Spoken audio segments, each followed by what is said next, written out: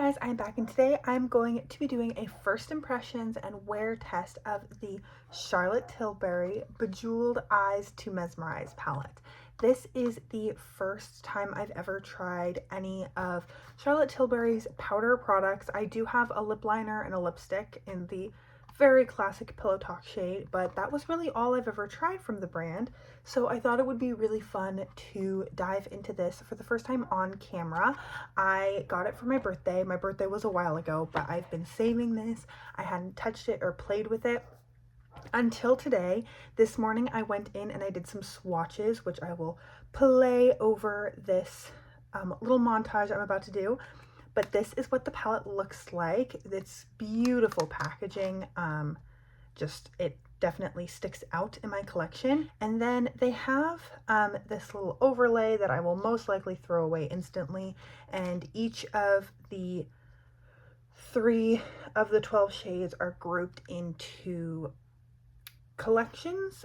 1 is prime, 2 is enhance, 3 is smoke. I feel like if I was not lazy and I did more research, I could figure out what that means. First, use the prime shade to prep the eyelid, then blend the enhanced shade across the lid. Finish with the smoke shade, blending into the crease line and under the eye. Okay, maybe I should look at a tutorial. I mean, I'm not going to follow this. One thing that does interest me about that is it says like prep the lid and then go over the lid. I'm so confused. Do they mean like in the crease? Because this would be, no, I'm lying. Like this would be prime. So prep the lid with this, put this over the lid, so maybe in the crease, and then smoke this on the lash line. That doesn't feel right.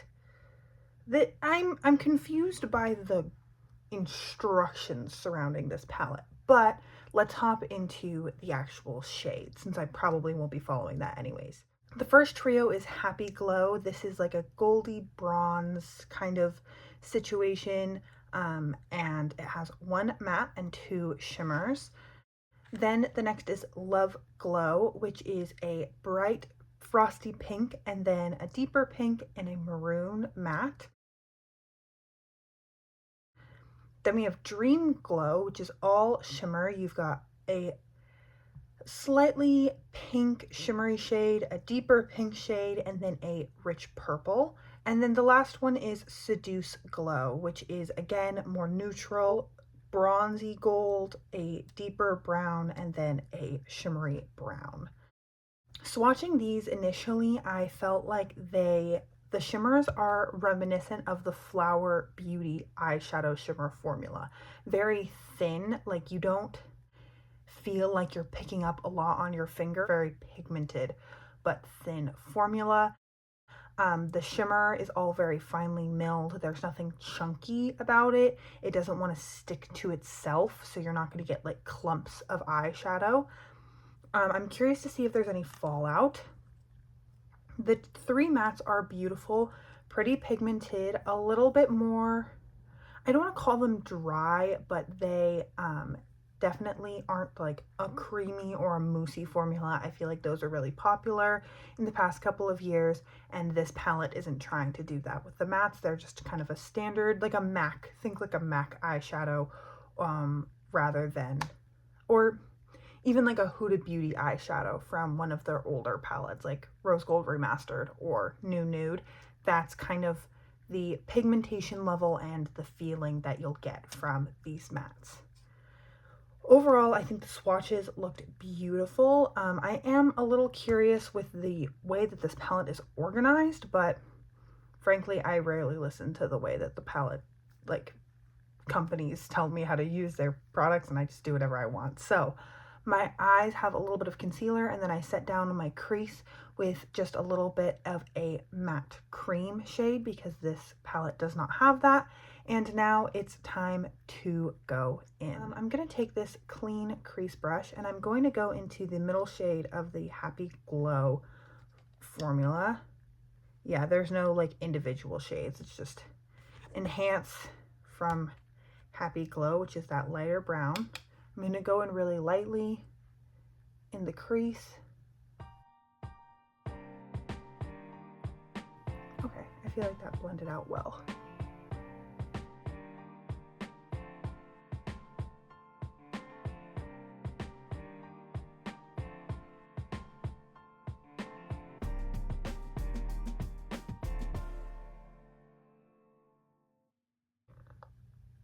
My goal today is to check in once or twice, definitely at least once at the end of the day, just to show you what the eyeshadow is looking like.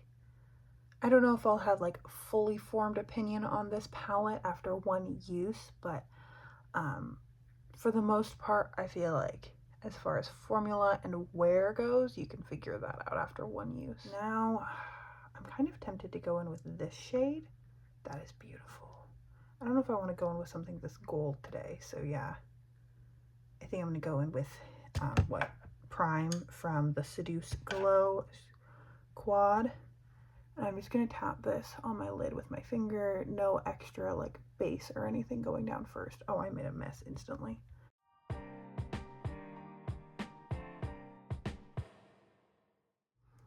I'm going to just blend out those edges.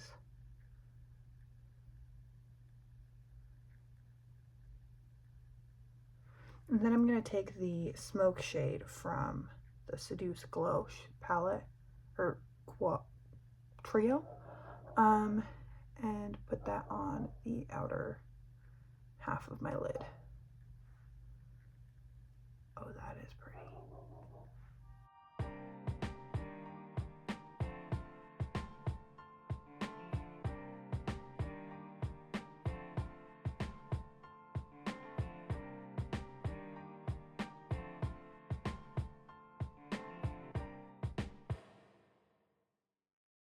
One thing about this palette is there's no cream shade to go in with if you make a mess like I did.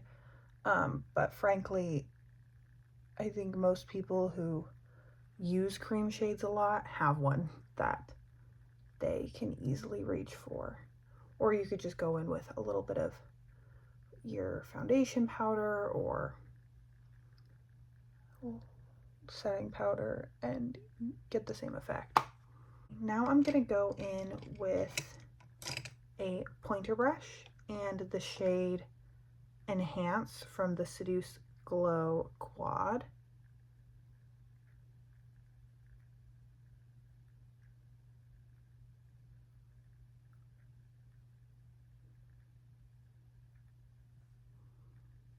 On the lower lash line.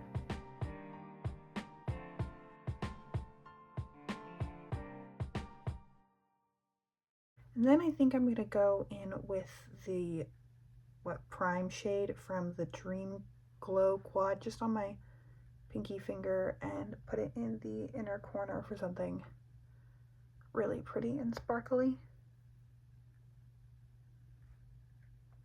Yeah, it's got a little bit of like a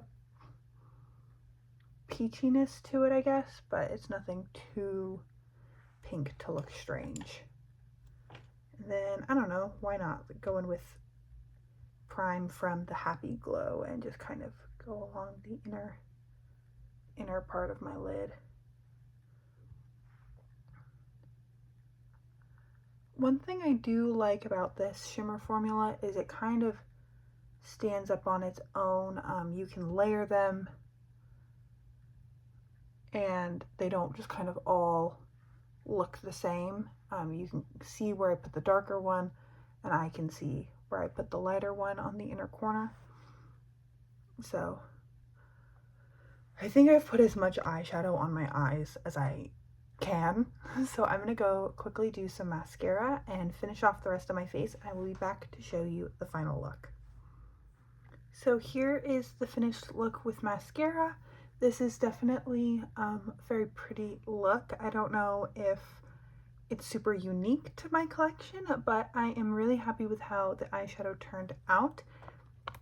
And I look forward to checking back in at the end of the day to show you how it wore. So that is everything for now. Please stay tuned to see what this is looking like at the end of the day, and I'll be right back. Hey guys, I am back, and here is the finished look. I got my hair done today, so that's so exciting. And here is what the eyeshadow is looking like. It held up pretty well. I still have color all over my eye. It creased a teeny tiny bit on my inner part of my lid. That's where I tend to get the most creasing. And it's faded a little bit, but I would say all in all it wore pretty well. And yeah, nothing flaked or smudged. I got smudged a little bit of the shimmer over here in this outer corner. But other than that, everything is looking really good. So if this is a kind of color story that really speaks to you, or you just really love these kinds of shimmers and you don't mind reaching for another matte every once in a while, then I think that this might be a good option for you.